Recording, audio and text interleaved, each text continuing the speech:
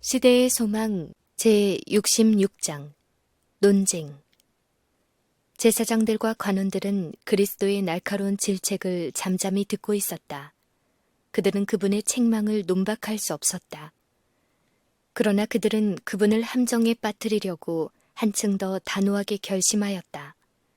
이런 목적으로 저희가 엿보다가 예수를 총독의 치리와 권세 아래 붙이려 하여 정탐꾼들을 보내어 그들로 스스로 의인인 체하며 예수님의 말씀을 책잡게 하였다. 그들은 예수께서 가끔 만나신 일이 있는 나이든 바리새인들을 보내지 않고 그리스도께서 아시지 못하리라고 생각한 열심 있는 젊은 바리새인을 보냈다. 그리스도의 말씀을 듣고 그분을 신문할 때에 그분에 대하여 적대적인 증언을 하려고 하는 어떤 헤롯 당원들이 이들과 동행하였다. 바리새인들과 헤롯 당원들은 서로 큰 원수였지만 그들은 이제 그리스도를 대적하는 일에 하나가 되었다. 바리새인들은 로마인들의 가혹한 과세로 괴로움을 당하고 있었다. 세금을 바치는 일은 하나님의 율법에 유배된다고 그들은 굳게 믿고 있었다. 이제 그들은 예수께 올무를 놓을 기회를 잡았다. 정탐꾼들이 예수께 와서 겉으로는 신실한 체하며 그들의 의무를 알기를 원하는 것처럼, 선생님이여, 우리가 아노니 당신은 바로 말씀하시고 가르치며 사람을 외모로 취하지 아니하시고 오직 참으로써 하나님의 도를 가르치나이다. 우리가 가이사에게 세를 바치는 것이 가하나이까 불가하나이까? 라고 질문하였다. 우리가 아노니 당신은 바로 말씀하시고 가르치시며 라고 한 말은 그들이 진실되었더라면 경이로운 고백이 되었을 것이다. 그러나 그 말은 속이기 위하여 말한 것이었다. 그럼에도 불구하고 그들의 증언은 사실이었다. 바리새인들은 그리스도께서 바로 말씀하시고 가르치신다는 것을 알았으므로 저들은 그들 자신의 증언에 의해 심판을 받을 것이다. 예수께 이 질문을 한 자들은 저희가 저희 목적을 충분히 위장하였다고 생각하였으나 예수께서는 저희 마음을 펼친 책처럼 읽으시고 저희 위선을 경고하셨다. 어찌하여 나를 시험하느냐 라고 말씀하시므로 그분은 그들이 감추고 있는 목적을 읽고 계심을 나타냄으로써 그들이 요구하지 않은 표적을 주셨다.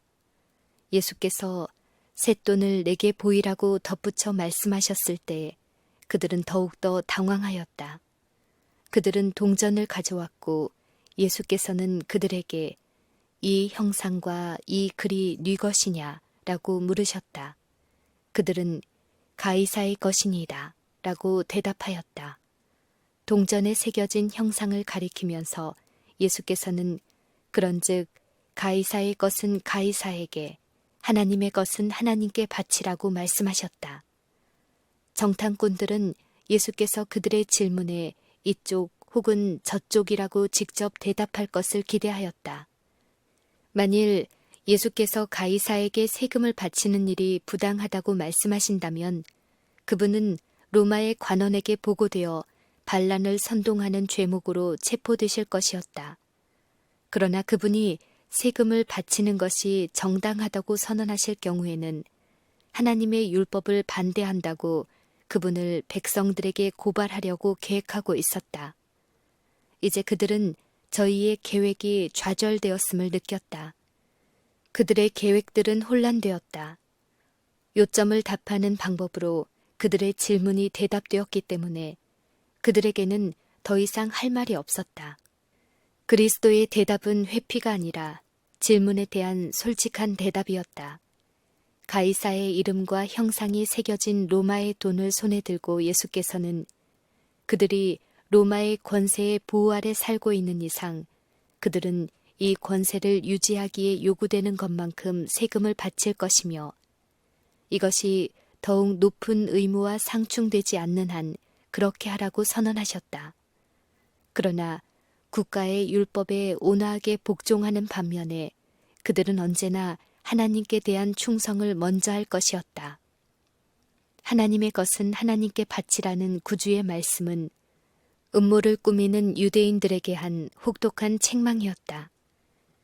만일 하나님께 대한 의무를 충분히 실행하였더라면 그들의 국가가 분열되고 외국의 권세에 복종하는 지경에 이르지 않았을 것이다. 로마의 깃발이 예루살렘에 휘날리지 않았을 것이며 로마의 보초병이 저희의 문에 서지도 않았을 것이요. 로마의 총독이 저희 성 안에서 다스리지도 않았을 것이다. 유대민족은 그 당시 하나님을 배반한 형벌을 받고 있었다. 바리새인들은 그리스도의 대답을 듣고 기이 여겨 예수님을 떠나가고 말았다.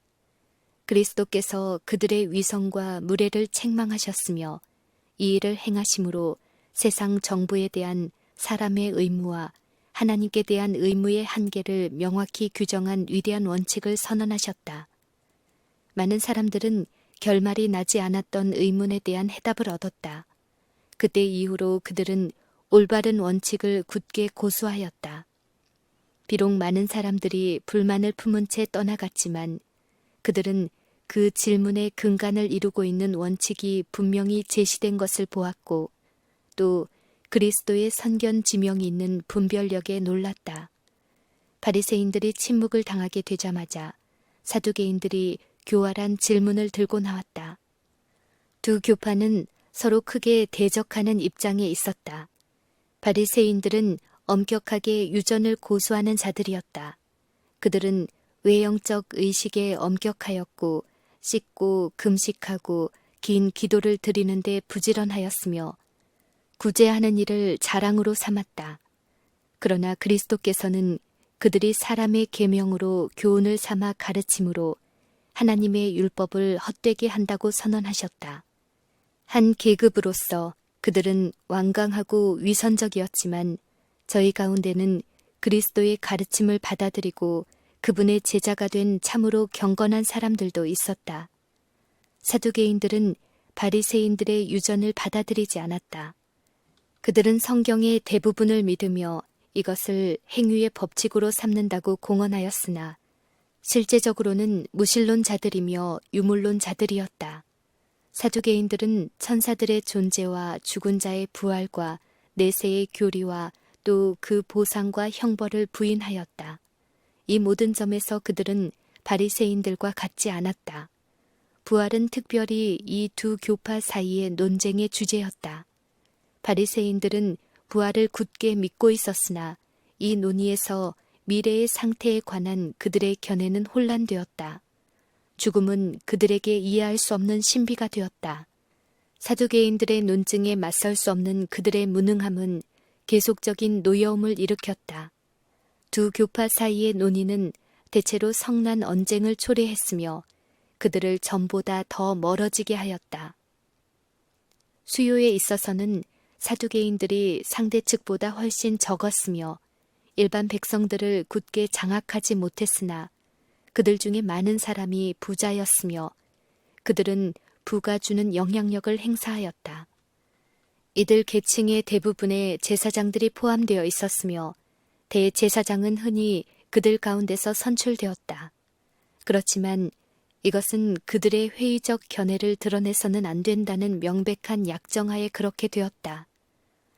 바리새인들의 수요가 많고 희망이 있는 까닭에 사두개인들은 어떤 제사장 직분이든 유지할 때는 외형적으로 바리새인들의 교리를 용인할 필요가 있었으나 그와 같은 직분의 적격이라는 바로 그 사실이 그들의 오류에 큰 영향을 끼쳤다. 사두개인들은 예수님의 가르치심을 거절하였다. 예수께서는 그들이 인정하려고 하지 않지만 그와 같이 스스로 드러나는 어떤 정신에 의해 고무되셨다. 하나님과 내세에 관한 그분의 가르치심은 그들의 교리에 반대되었다. 그들은 하나님을 인류보다 높으신 유일의 존재자로 믿었다. 그러나 그들은 지배하는 섭리와 하나님의 예지는 인류에게서 자유로운 도덕적 기능을 빼앗아 사람을 노예의 위치로 전락시킬 것이라고 주장하였다. 인류를 창조하신 후에 하나님께서 인류를 더욱 큰 세력으로 독립하여 스스로 살도록 버려두셨다는 것이 그들의 신조였다. 그들은 인류가 스스로 생애를 지배하고 세상의 사건들을 계획할 자유가 있으며 인류의 운명은 사람 자신의 손에 놓여 있다고 믿었다. 하나님의 성령께서 사람의 힘과 자연의 법칙을 통하여 일하신다는 것을 그들은 부인하였다. 그러나 그들은 자연의 능력을 적당하게 활용함으로 인류는 향상하고 계몽될 수 있다고 믿었으며 엄격한 강요를 통하여 그의 생애가 순결하게 될 수 있다고 믿었다. 하나님께 대한 그들의 개념이 그들 자신의 품성을 꼴지었다. 그들의 견해로 보면 하나님께서는 인간에게 관심이 없으셨다. 그러므로 그들도 상호 간에 관심이 별로 없었다. 그들 가운데 연합이란 거의 없었다. 인간의 행동에 끼치는 성령의 가마를 인정하지 않으므로 저희의 생애에는 그분의 능력이 부족하였다. 다른 유대인들처럼 그들은 아브라함의 자손이라는 생득권과 율법의 요구를 엄격하게 지키는 일을 크게 자랑하였으나 그들에게 율법의 참 정신과 아브라함의 믿음과 자비심은 없었다. 자연적인 동정심은 좁은 범위 안에 국한되어 있었다. 그들은 모든 사람들의 생애의 위안과 축복을 획득할 수 있다고 믿었으므로 저희 마음은 다른 사람의 궁핍과 고통에 움직이지 않았다. 그들은 저희 자신을 위하여 살았다. 그리스도께서는 당신의 말씀과 행위로서 초자연적 결과를 가져오는 하나님의 능력과 현세 저편의 내세와 인간 자녀들의 아버지로서 항상 그들의 진정한 관심사를 지켜보시는 하나님을 증거하셨다. 그리스도께서는 자비와 동정으로 하나님의 능력의 역사를 나타내셨는데 이것이 사두개인들의 이기적 배타심을 질책하였다. 예수께서는 사람의 현세적 유익과 영원한 유익을 위하여 하나님께서 성령을 통하여 마음을 움직이신다고 가르치셨다. 그분은 하나님의 성령에 의해서만 이루어질 수 있는 품성의 변화를 인간의 능력을 의지하여 이루려는 과오를 보여주셨다. 사두개인들은 이 가르침을 믿지 않기로 결정하였다. 예수님과 논쟁하면 그들은 그분을 정죄할 수는 없을지라도 예수님의 평판을 떨어뜨릴 자신이 있다고 느꼈다. 부활은 그들이 예수님에게 질문하기로 선택한 문제였다. 만일 예수께서 그들에게 동의하신다면 그분은 바리새인들을 더욱 크게 화나게 할 것이었다. 만일 그들에게 반대하신다면 그분의 가르침을 조롱하기로 그들은 계획하였다. 사두개인들은 만일 몸이 죽을 수밖에 없는 상태에서처럼 불멸의 상태에서도 동일한 물질의 분자로 구성되었다면 죽음에서 살아났을 때에도 살과 피가 있어야 하며 지상에서 중단된 생명이 영원한 세계에서 계속되어야 한다고 추론하였다. 그럴 경우 세상에서의 관계가 계속될 것이며 남편과 아내는 다시 연합되어 부부 생활이 계속되고 모든 일이 죽기 전과 똑같이 되어나가고 금생의 약점과 격정이 내세에서도 영원히 지속될 것이라고 그들은 결론을 내렸다. 그들의 질문에 대답하심으로 예수께서는 내세를 가린 베일을 거두셨다. 예수께서는 부활 때에는 장가도 아니가고 시집도 아니가고 하늘에 있는 천사들과 같으니라 라고 말씀하셨다. 그분은 사두개인들의 신조가 잘못되었음을 보여주셨다. 그들의 전제는 잘못되었다. 예수께서는 너희가 성경도 하나님의 능력도 알지 못하는 고로 오해하였도다 라고 부언하셨다. 예수께서는 바리새인들을 책망하셨던 것처럼 위선 때문이 아니라 신조의 오류에 대하여 그들을 책망하셨다. 사두개인들은 다른 모든 사람들보다 그들이 성경 말씀을 가장 굳게 고수한다고 자랑해 왔었다. 그러나 예수께서는 그들이 성경 말씀의 참 뜻을 알지 못한다는 사실을 보여주셨다.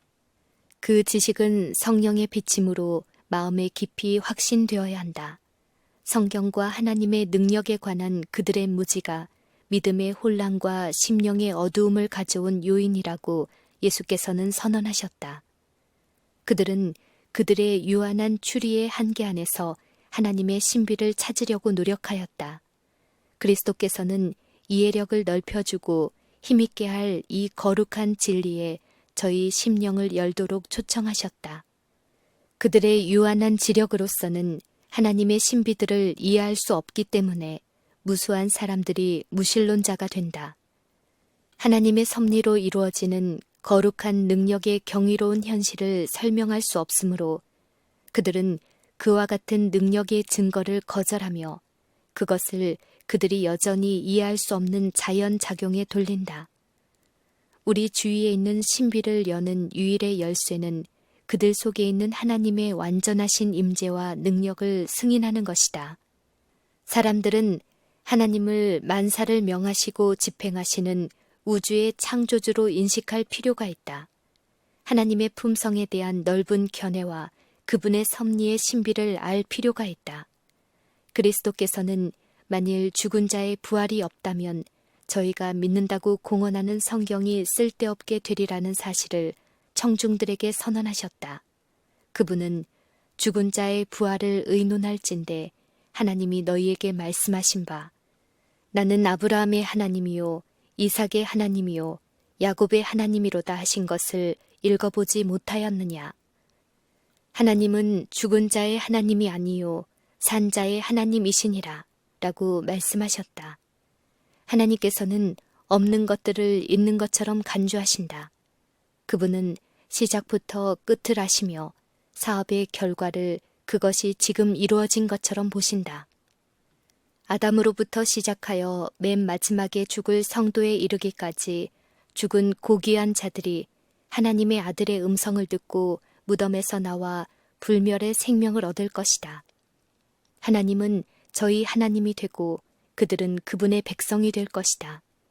하나님과 부활한 성도들은 친밀하고 부드러운 관계를 맺게 될 것이다. 그분의 목적 가운데 얘기되어 있는 이 형편을 그분은 이것이 이미 이루어진 것처럼 보신다. 죽은 자가 그분에게는 산 자이다. 그리스도의 말씀으로 말미암아 사두개인들은 침묵하게 되었다. 그들은 그리스도께 대답할 수 없었다. 예수님을 정죄하는데 조금이라도 도움이 될 말은 한마디도 없었다. 그리스도의 대적들은 백성들의 멸시밖에는 아무것도 얻은 것이 없었다. 그러나 바리새인들은 그분을 책잡는 데 사용할 말을 하도록 그분을 추궁하는 일을 아직도 단념하지 않았다. 그들은 어떤 학식 있는 서기관을 설복시켜 율법의 10가지 교훈 가운데 가장 크고 중대한 것이 어느 것인지 예수께 질문하도록 하였다. 바리새인들은 창조주에 대한 사람의 의무를 지적한 첫 4계명을 그의 이웃 사람에게 대한 사람의 의무로 밝힌 나머지 6계명보다 훨씬 중요한 것으로 생각하고 크게 높였다. 그 결과로 그들은 실제적 경건을 이루는 데 크게 실패하였다. 예수께서는 백성들에게 그들의 큰 결점을 보이신 다음에 그 열매로 나무를 알 수 있다고 선언하시면서 선한 행실의 필요를 가르치셨다. 이런 이유로 그분은 나머지 6계명을 처음 4계명 이상으로 높인다는 비난을 받으셨다. 율법사는 예수께 접근하여 단도직입적으로 모든 계명 중에 첫째가 무엇이니까? 라고 질문하였다. 그리스도의 대답은 직접적이며 힘이 있었다. 첫째는 이것이니 이스라엘아 들으라. 주 곧 우리 하나님은 유일한 주시라. 내 마음을 다하고 목숨을 다하고 뜻을 다하고 힘을 다하여 주 너희 하나님을 사랑하라 하신 것이요. 예수께서는 둘째와 첫째와 같다고 말씀하셨다. 그 이유는 그것이 첫째에서 흘러나오기 때문이다. 내 이웃을 내 몸과 같이 사랑하라. 이에서 더 큰 계명이 없느니라. 이 2계명이 온 율법과 선지자의 강령이니라.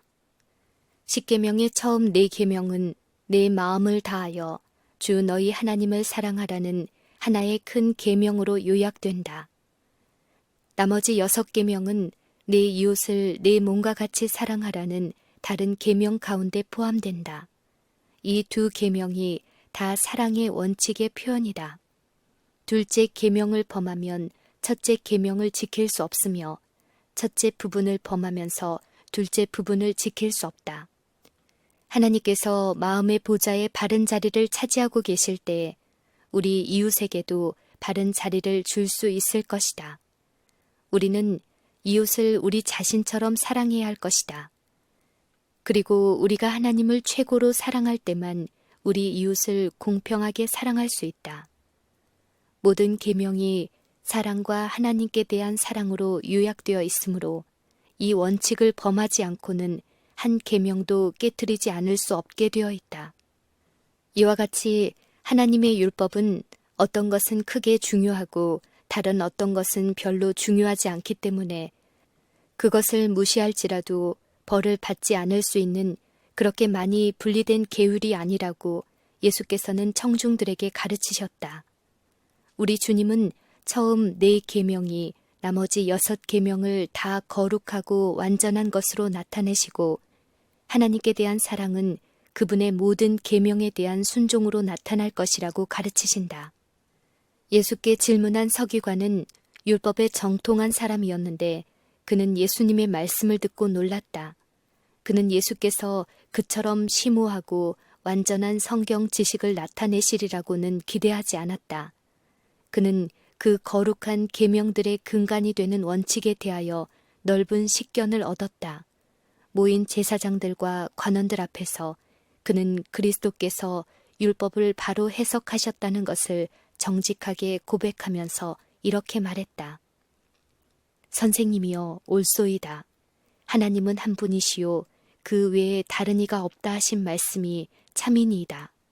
또 마음을 다하고 힘을 다하여 하나님을 사랑하는 것과 또 이웃을 제 몸과 같이 사랑하는 것이 전체로 드리는 모든 번제물과 기타 제물보다 나으니이다. 그리스도의 지혜로운 대답은 서기관으로 하여금 죄를 깨닫게 하였다. 서기관은 유대인의 종교가 내건 경건보다는 외적 의식으로 이루어져 있는 것을 알고 있었다. 그는 죄를 속하는 데에 단순한 제의적인 제물과 신앙심 없는 피 흘림이 무가치하다는 느낌을 가지고 있었다. 하나님을 사랑하고 순종하며 사람에게 이기심 없이 대하는 것이 이 모든 의식보다 더욱 가치 있는 것처럼 보였다. 그리스도의 논증의 올바름을 인정한 이 사람의 신속성과 백성들 앞에서 보여준 그의 결정적이며 기민한 대답은 제사장들과 관원들의 정신과는 완전히 다른 정신을 나타냈다. 예수님의 마음은 제사장들의 찌푸린 얼굴과 관원들의 위협을 무릅쓰고 담대히 마음의 확신을 말한 이 정직한 서기관을 동정하였다. 예수께서 그 지혜 있게 대답함을 보시고 이르시되 내가 하나님 나라에서 멀지 않도다 하셨다. 이 서기관은 번제물과 제물과 의의 행위가 하나님께 더욱 받으실 만한 것임을 깨달았으므로 하나님의 나라에서 멀지 않았다. 그러나 그는 그리스도의 거룩한 품성을 깨닫고 그리스도를 믿는 믿음을 통하여 의의 사업을 행할 능력을 받을 필요가 있었다. 산 믿음으로 그리스도와 연합하지 않는 한 의식적인 희생은 아무 가치가 없었다. 심지어 도덕적 율법이라 할지라도 그것이 구주와의 관계 속에서 이해되지 않는다면 그 목적을 달성하지 못한다. 그리스도께서는 당신의 아버지의 율법에는 단지 권위적인 명령 이상의 더 깊은 무엇이 포함되어 있다는 사실을 반복해서 보여주셨다.